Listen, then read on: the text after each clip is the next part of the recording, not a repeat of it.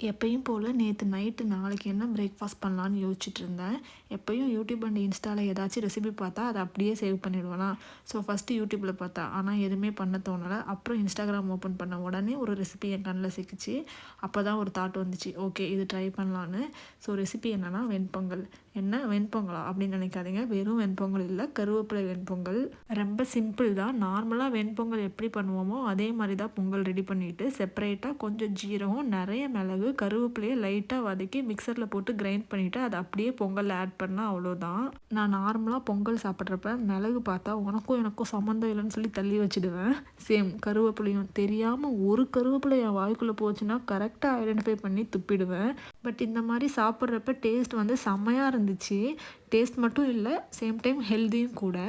So இனிமேல் வந்து weekly once கருவேப்பிலை வெண்பொங்கல் செஞ்சு கண்டிப்பாக சாப்பிட போகிறேன்னு ஒரு டிசிஷன் எடுத்திருக்கேன். எனக்கு தெரிஞ்ச ரெசிபி எல்லாருக்கும் தெரியும். இஃப் இன்கேஸ் உங்களுக்கு டீட்டெயில் ரெசிபி வேணும்னா கமெண்ட்ஸில் சொல்லுங்கள், நான் ஷேர் பண்ணுறேன்.